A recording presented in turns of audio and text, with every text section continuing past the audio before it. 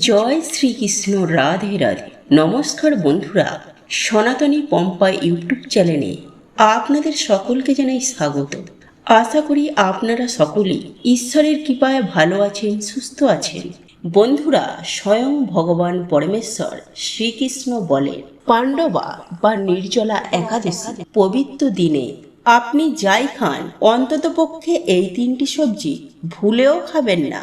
হ্যাঁ বন্ধুরা, আপনারা একেবারে ঠিকই শুনছেন।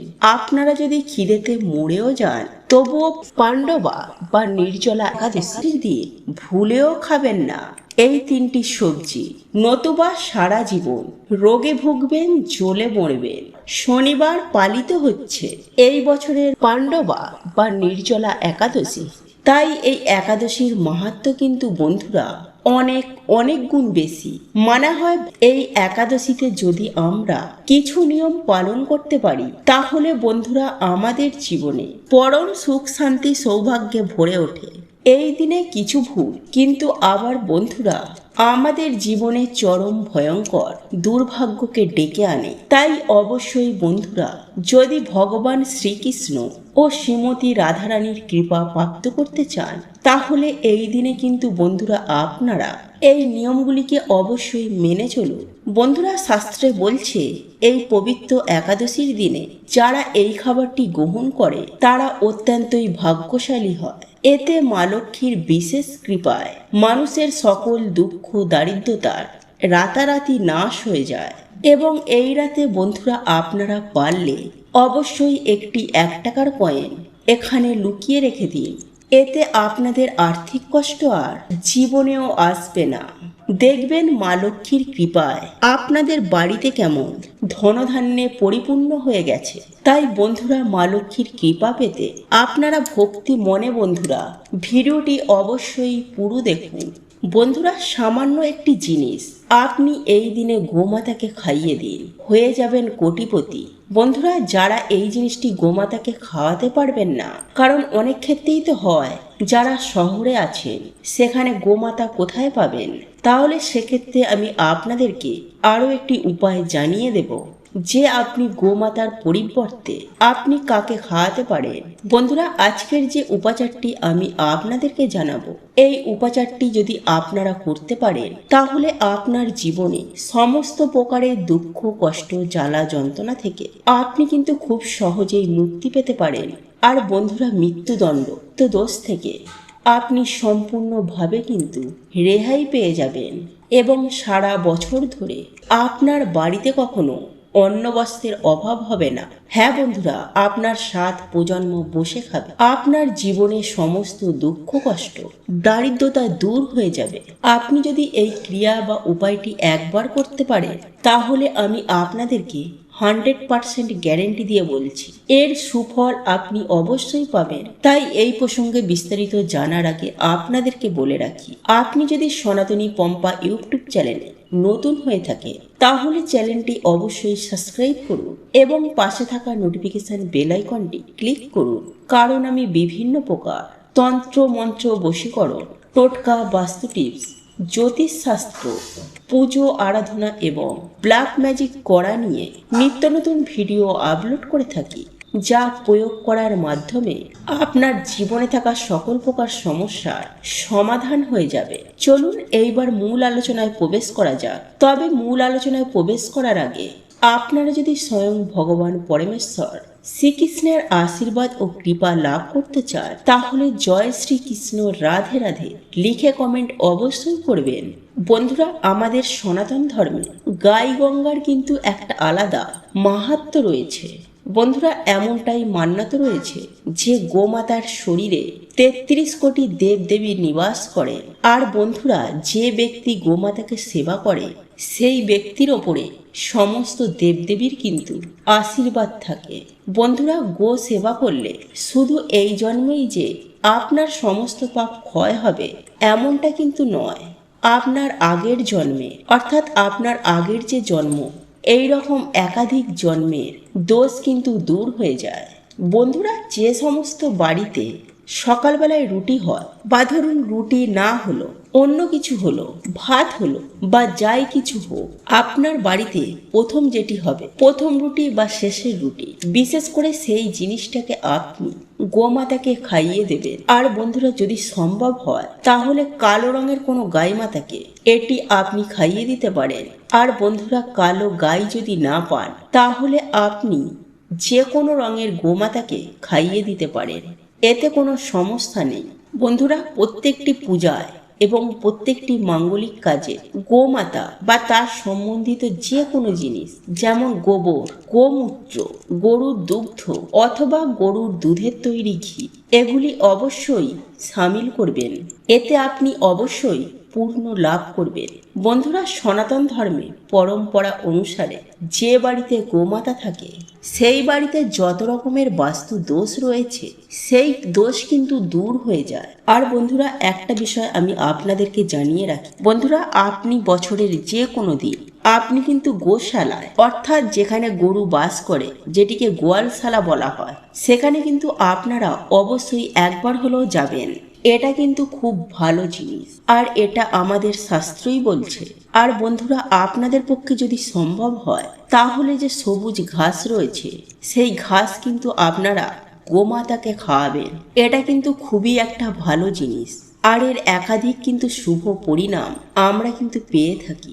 আর সাথে সাথে গো সেবা বা গো পূজার দ্বারা আমাদের যে নবগ্রহ রয়েছে তা কিন্তু শান্ত হয়ে যায়, এবং আপনার জন্মকুণ্ডলিতে যে সমস্ত দোষ রয়েছে সেগুলি কিন্তু অনেকাংশেই কমে যায়। আর বন্ধুরা, যাদের পিত্ত দোষ রয়েছে তারা বিশেষ করে একাদশীর দিনকে অথবা কোনো পূর্ণিমার দিন কিংবা কোনো অমাবস্যার দিন রুটি, গুড় এবং সবুজ ঘাস আপনারা যদি গোমাতাকে খাওয়াতে পারেন তাহলে আপনার যে পিত্ত দোষ রয়েছে তা কিন্তু সুনিশ্চিতভাবে দূর হয়ে যাবে। আর বন্ধুরা, আপনি হয়তো কোথাও যাচ্ছেন, সেই সময় দেখতে পেলেন যে একটা গাই মাতা আপনার দিকে এগিয়ে আসছে, তখন আপনি সেই গোমাতাকে আপনার ডান দিক দিয়ে বেরোতে দেবেন। এর ফলে আপনার যাত্রা কিন্তু অত্যন্ত শুভ হবে। আর একটা জিনিস বন্ধুরা, আপনারা মাথায় রাখবেন, গোমাতাকে আপনারা যে রুটিটি করে খাওয়াবেন সেই রুটিটা কিন্তু অবশ্যই টাটকা হওয়া প্রয়োজন। হয়তো আপনি আগের দিন রুটি করেছিলেন, সেই রুটি আপনি হয়তো সকালবেলা খাইয়ে দিলেন, এটা কিন্তু আপনারা একদম করবেন না। এতে কিন্তু বাড়িতে একটা নেগেটিভ শক্তি প্রবেশ করে, আর আপনার যে কার্যটি হবার ছিল সেই কাজে কিন্তু বাধা পড়ে যাবে। দেখবেন হওয়া কাজ কিন্তু একদম হতে চাইছে না। যাই হোক বন্ধুরা, একই সঙ্গে আরও একটি বিষয় আপনারা মাথায় রাখবেন, যে সমস্ত গোলা জিনিস হয় বা পচা জিনিস হয় সেই সমস্ত পচা গলা জিনিস খাওয়াবেন না। বন্ধুরা, আপনার বাড়িতে হয়তো কোনো ফল রয়েছে বা কোনো সবজি রয়েছে, সেটা হয়তো পচে নষ্ট হয়ে গেছে, সেটা গোমাতাকে খাইয়ে দিলেন। আর অনেকেই এই কাজটি করে থাকে, কিন্তু এই কাজটি করা একদমই উচিত নয়। কারণ বন্ধুরা, এটা মনে রাখবেন, আপনি গোমাতাকে খাওয়াচ্ছেন মানে আপনি 33 কোটি দেবদেবীকে খাওয়াচ্ছেন। আর এটা কিন্তু অবশ্যই মাথায় রাখবেন। বন্ধুরা, একই সাথে আরও একটা জিনিস আপনি করতে পারেন, সেটি হলো 11টি আটার গুলি বানাবেন এবং তাতে একটু হলুদ দেবেন। তারপর আপনারা যে 11টি আটার গুলি বানিয়েছেন সেই গুলিগুলোকে এক এক করে আপনি গোমাতাকে খাইয়ে দেবেন। আর যতবার আপনি ওই 11টি লাড্ডু খাওয়াবেন গোমাতাকে, ততবারই আপনি গোমাতার যে শিং রয়েছে সেই শিঙেতে হাত বোলাবেন, মাথায় হাত বোলাবেন এবং চেষ্টা করবেন গোমাতার চরণ স্পর্শ করার। বন্ধুরা, আপনি যদি এমনটা করতে পারেন তাহলে আপনার যে কাজে বাধা পড়ছিল সেখান থেকে কিন্তু আপনি অনেকাংশেই কিন্তু মুক্তি পাবেন। বন্ধুরা, আপনার যে এখন দুঃখের সময় চলছে তা হলো সেটা দেখবেন অনেকাংশেই কমে যাবে। দেখবেন আপনার জীবনে সুখ, শান্তি, ধন সম্পত্তি এবং খুশি আর খুশি আসবে। যাই হোক বন্ধুরা, আপনারা একই সঙ্গে 7 বার গোমাতাকে পরিক্রমা করবেন।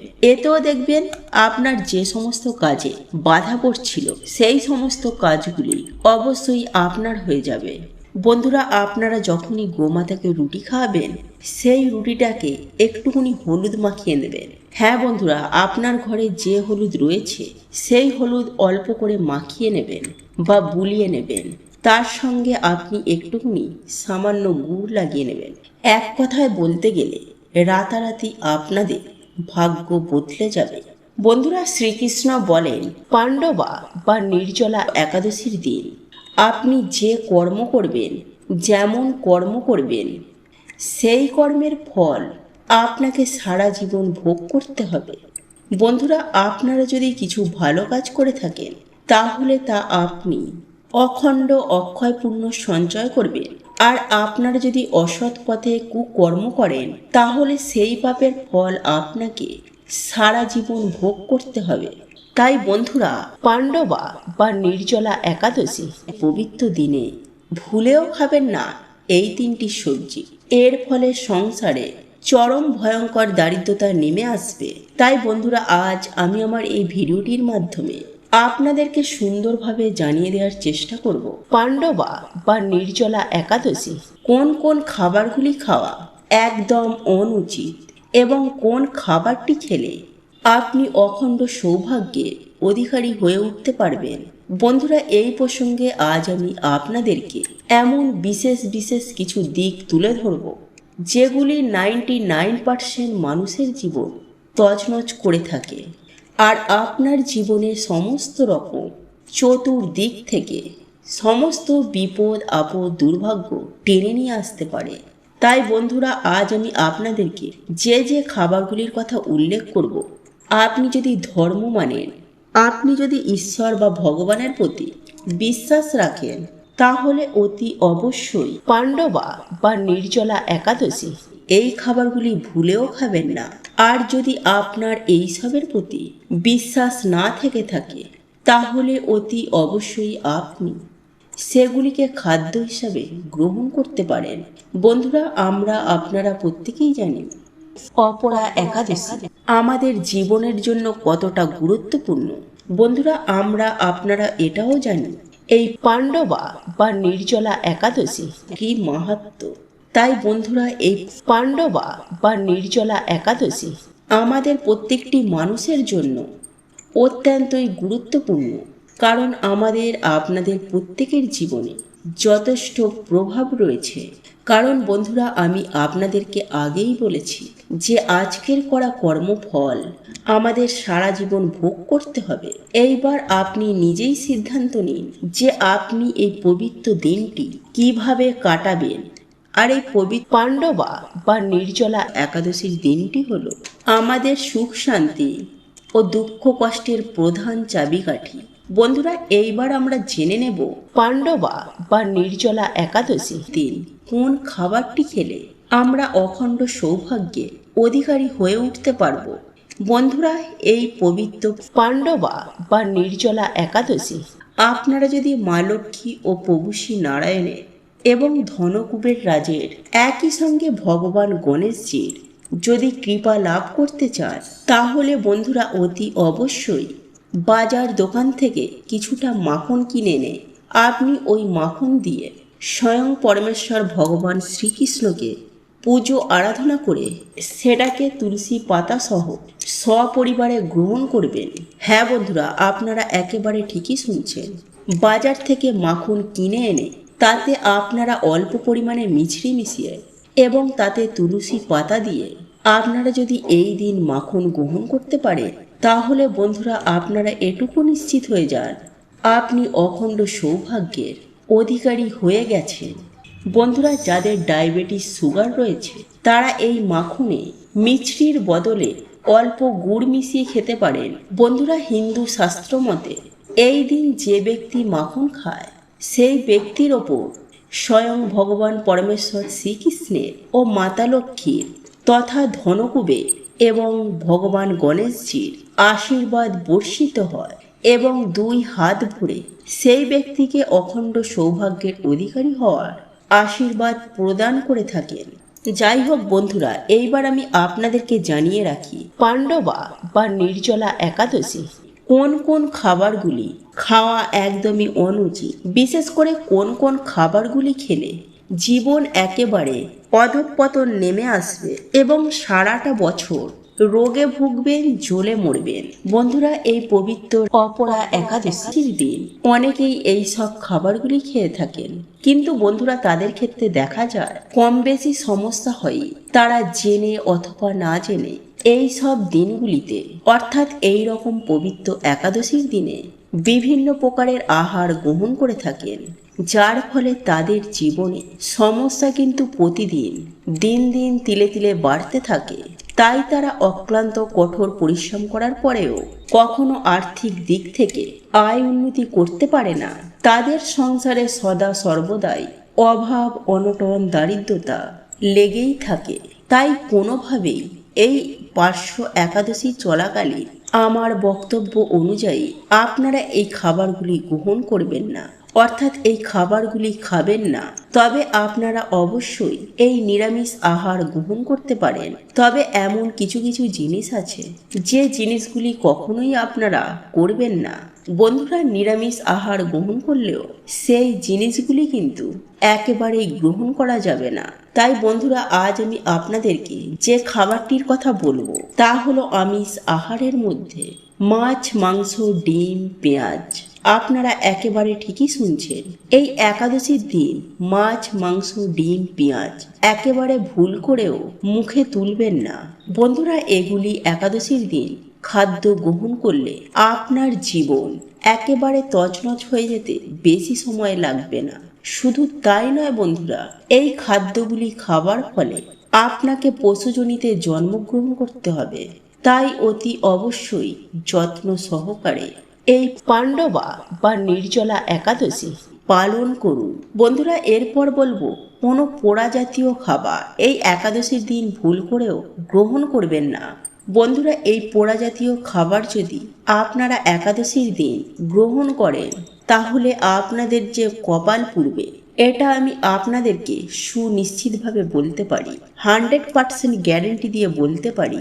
এরপর তৃতীয় যে খাবারটি খাওয়ার কথা নিষেধ করব তা হলো কেক জাতীয় খাবার। হ্যাঁ বন্ধুরা, আপনারা ঠিকই শুনেছেন, কারণ আপনারা প্রত্যেকেই জানি কেকের মধ্যে ডিমের ব্যবহার করা হয়। তাই আপনি যদি এই দিন কেক জাতীয় কোনো খাবার গ্রহণ করেন তাহলে আপনার এই পবিত্র একাদশীর দিনটি সুষ্ঠুভাবে স্বাস্থ্যের বিধি বিধান অনুসারে পালন করা হবে না, যার ফলে আপনার জীবনে জ্বালা যন্ত্রণা, বিপদ আপদ, রোগ ব্যাধি চতুর্দিক থেকে ঘিরে ধরবে। তাই বন্ধুরা, আপনারা ভুল করেও ডিম ব্যবহার করা কেক আপনারা গ্রহণ করবেন না।